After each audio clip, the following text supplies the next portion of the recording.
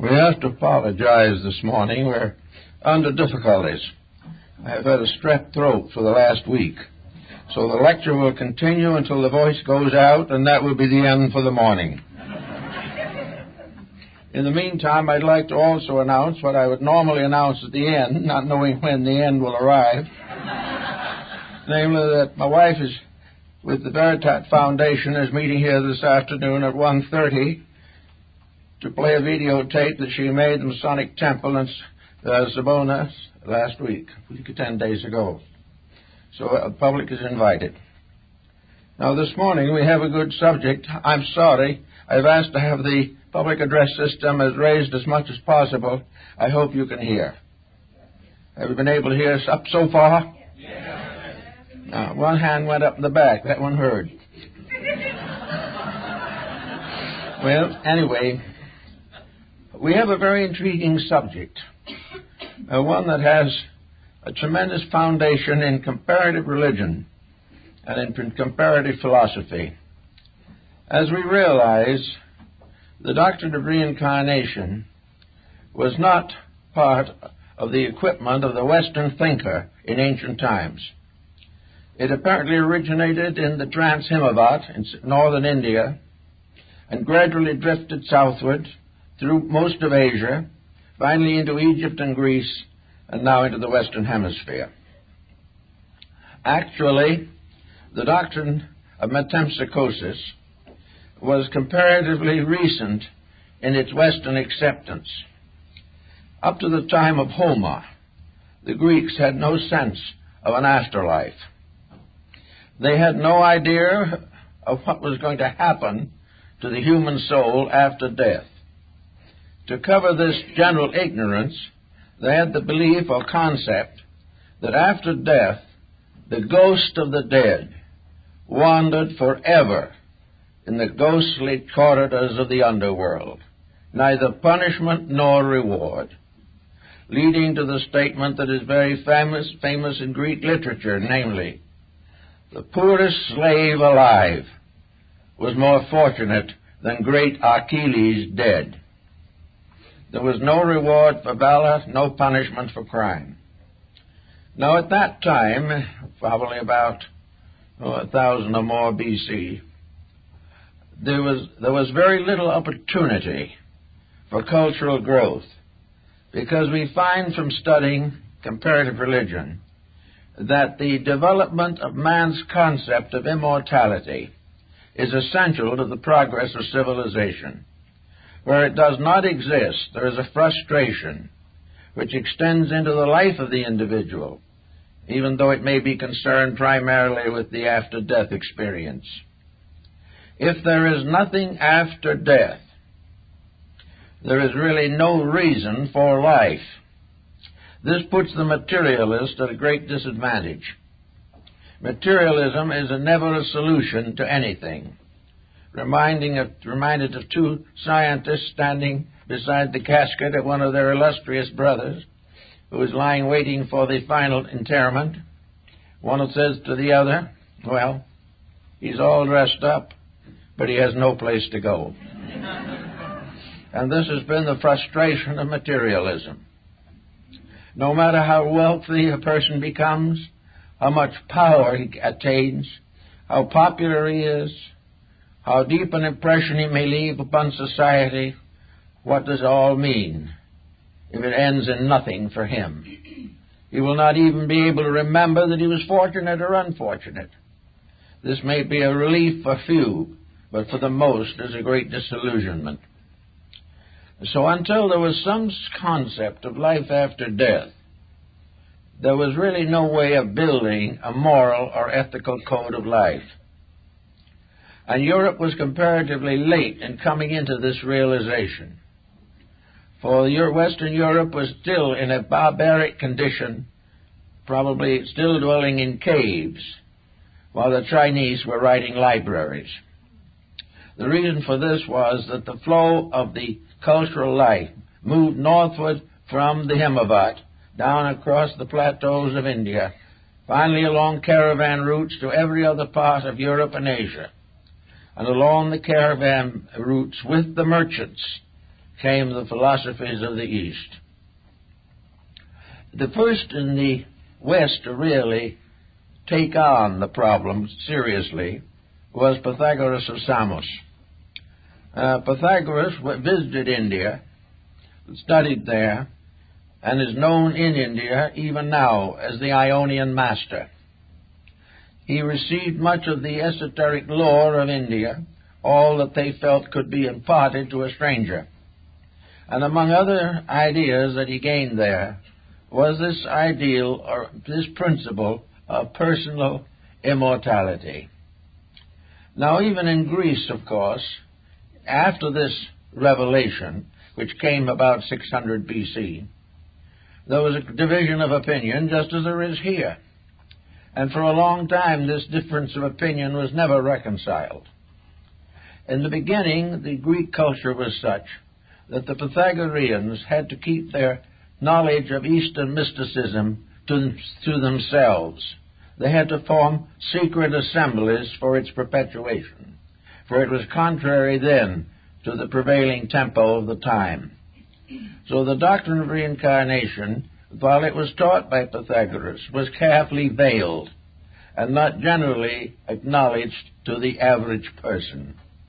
At the time of Plato, of course, he places into the mouth of Socrates the concepts that motivated this great Athenian as he drank the hemlock to die in Athens. Socrates was not executed for a crime. He was executed because he refused to pay a small fine by admitting that he was guilty of anything. So he chose death to paying the fine. And while his disciples were gathered about him, he said, "Don't worry too much. I'm really getting the better part of the deal. I, the convicted, am going to leave here very shortly now. But those who convicted me must suffer with material existence for a number of years to come." In other words, Socrates felt that he was out of a bad bargain. At that time also, he said, there is only two possible answers to life after death. He said, either I go to sleep forever, and there is no more Socrates, not even a dream, not a nightmare, not a shadow. I am no more. Or else, I do not go to sleep forever. And when I get to the other side of life, I find myself in another universe, a universe I have sought for years to study here. But actually, one can never know till they get where it is. In the other side, if there is something after death, I may find answers to the great questions I have sought all my life, not only concerning myself, but the common good. Now, this was the way the Greeks took the situation at that time.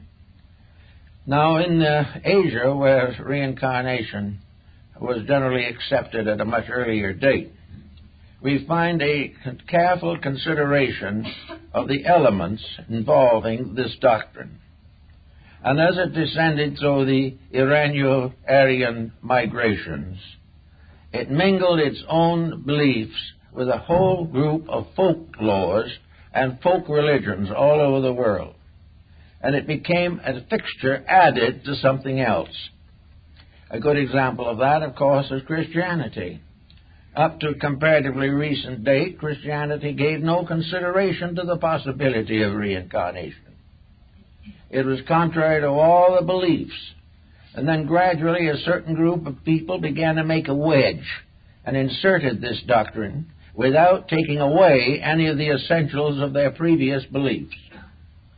So we find gradually evidence also in the Scriptures that this belief in reincarnation had reached the Near East and North Africa, certainly as early as the time of Alexandria, but was not generally discussed, and every effort was made to prevent its dissemination by the rise of the early church. So we had the doctrine held in secret, a doctrine believed by a few, sworn to discretion, for fear of bringing upon themselves a tremendous persecution. Now, why would anyone want to persecute a person for believing in immortality? Well, there are possibilities in many ways, especially the doctrine of reincarnation, because it interfered with the rather simple but inadequate doctrine of heaven and hell. It was no longer a case where the good went to heaven and the bad went to hell. For in this case it was decided that among human beings there were very few worthy of either termination. They actually were somewhere in a middle distance, too bad to go to heaven, too good to go to hell. Something had to happen to them. And the answer gradually emerged from the Greeks and later from other European sources, and also from the mystery societies that originated in Asia, that actually the only place where an individual could fulfill his destiny is here where he started it. What is the solution to a life that is cut down in the midst of its action? The criminal is killed or kills himself to escape the consequences of his own misdeeds. The virtuous individual dies among his relatives and the hopes for a better life to come. But all of these circumstances are depending upon something else. Where from here? What happens after it's all over here? Well, if there is an evolutionary plan, if there is an educational system in the divine consciousness, if we are here for a purpose, if we were fashioned for a reason, if it was intended that we accomplish something, the plan didn't work very well. The individual suddenly finds that he came without knowing why, and he goes not knowing where. In the meantime, he has made some mistakes, gained a little intelligence, had made a few conscious corrections of his own nature, and developed a few new immoral improprieties, and all this, he suddenly lies down and departs. What happens to all that is inside of him? What happens to Socrates when the body goes? Is he likely to choose to drift off somewhere among the ghosts or even among the spirits? Why is anyone going to go who is unfinished? And is there anyone finished? This was one of the problems that affected a great many philosophic thinkers. There seemed to be no answer to the reason why the individual, in his 60 years and 10, maybe advanced as much as 50 years now, but he comes imperfect and he departs imperfect. If there is any perfection, it's not here yet for the average human being. And if one with extraordinary virtues comes along, we punish them severely. So the problem answers, if the business is unfinished and it started here, why else should it end? The answer would seem to be here. Wherever problems are caused, they should be solved. Whatever we are here to learn, if we do learn it, it should be of some use. If we become very thoughtful and careful in this life, are we going to sleep with those who never gave life a thought?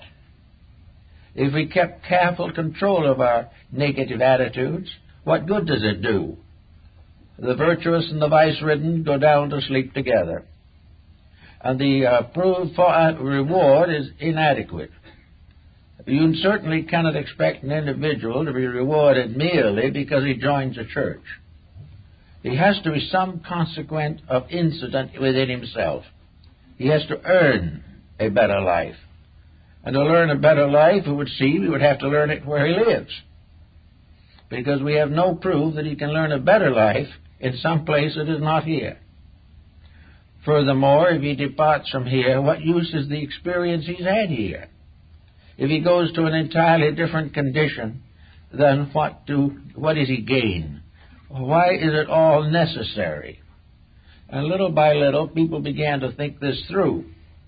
And out of it came a rather careful consideration of the concept